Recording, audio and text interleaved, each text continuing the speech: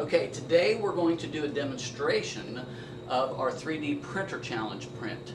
The only person that got it right was Miss Marshall down in foreign language. She said it was a siphon, and that's what it is. It's a self-priming siphon. So this is our third attempt. We're going to try to see if it works. Okay, so here we go.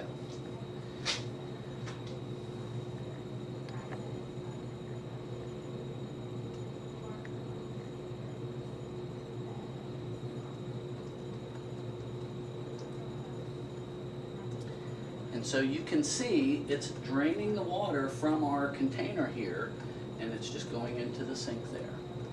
Pretty cool, huh?